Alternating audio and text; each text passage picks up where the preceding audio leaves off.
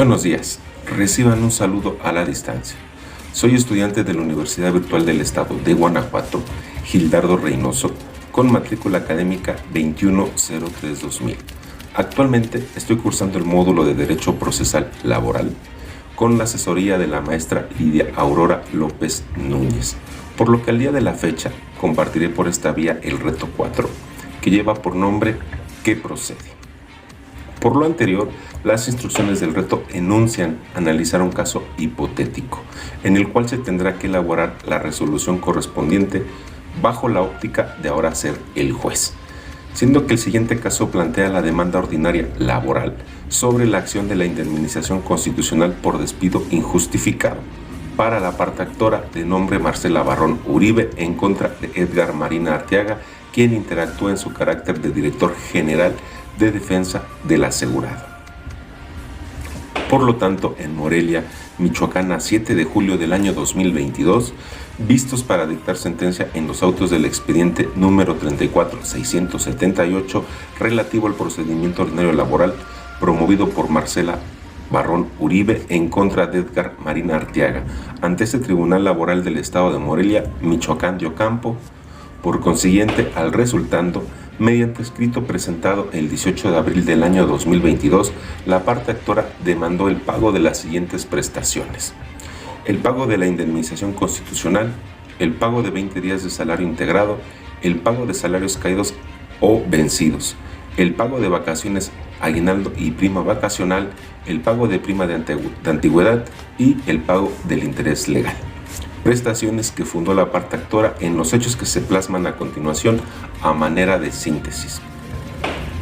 La parte actora comenzó a prestar sus servicios personales subordinados a cambio de un salario,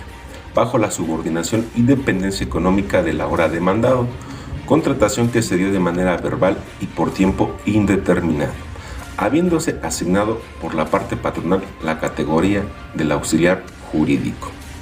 Por consiguiente, las actividades que tenía designadas era brindar asesoría jurídica, a su vez funciones administrativas y en general cualquier otra actividad que fuera encomendada por su patrón.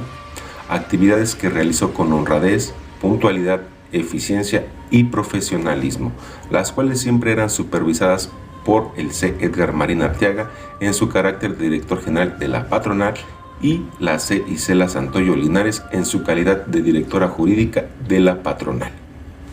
De este modo, el salario que percibía era de 4,000 pesos,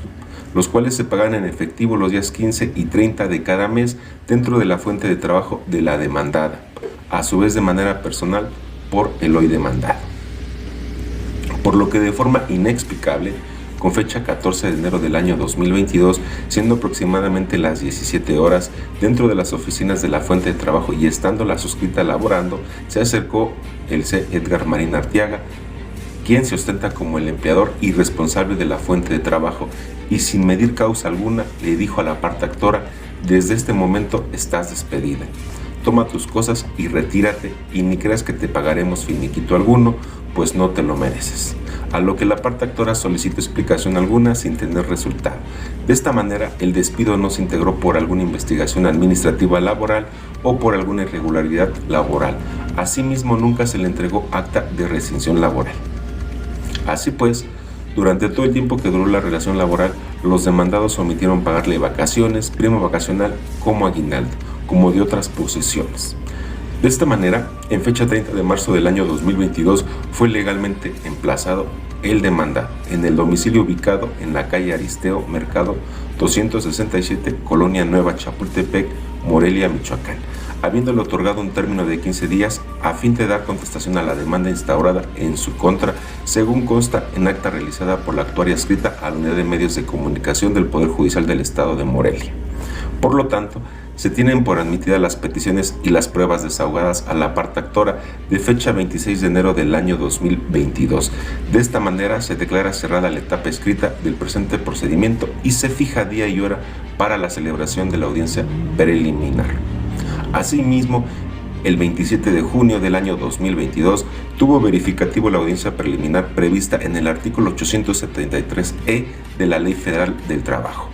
Y una vez que fue analizado el escrito de demanda, se advirtió que los hechos narrados por la parte actora en su demanda fueron controvertidos en virtud de que la parte demandada manifiesta que no existe relación laboral con la parte actora. En consecuencia, se entiende que existe controversia al respecto y a la misma tuvo que ser analizada de fondo.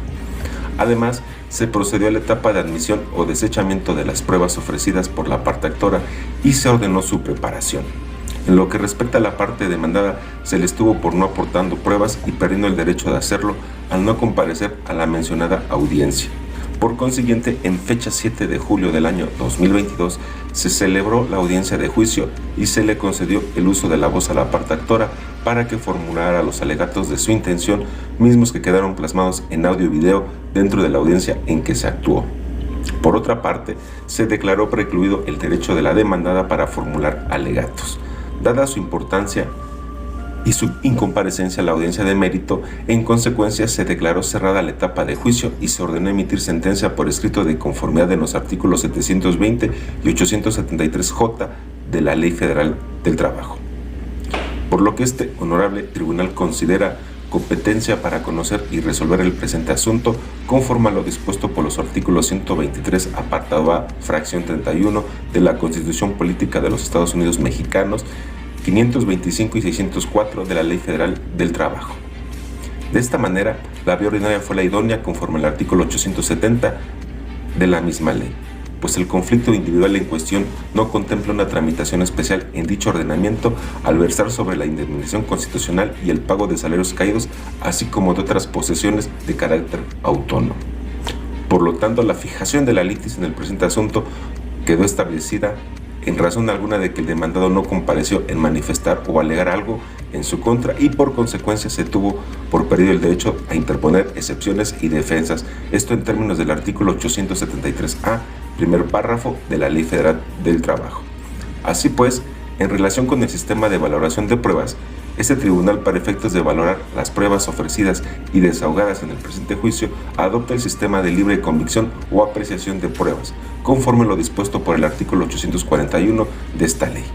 Lo anterior atiende a que la persona juzgadora no requiere sujetarse a reglas o formulismos sobre estimación de pruebas, sino que cuenta con la facultad de dictar las sentencias a verdad sabida y buena fe guardada,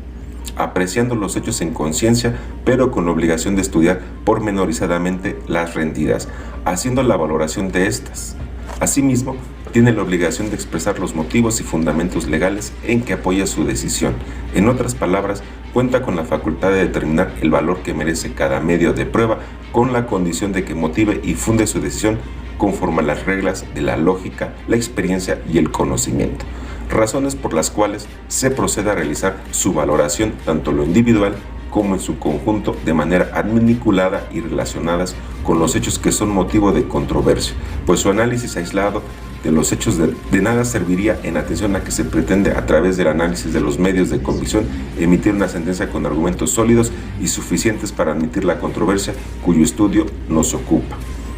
Por lo tanto, las pruebas antes mencionadas fueron valoradas conforme a los artículos 2, 3, 17, 18, 685, 782, 830, 836, 841 y 841 de la Ley Federal del Trabajo, y las mismas han sido consideradas para resolver las prestaciones que sean contrarias a la ley o bien consideradas como extralegales debido a la manera de cómo quedó establecida la litis en el presente asunto. Asimismo, cabe pensar que se acreditó plenamente la relación laboral del actor con el demandado.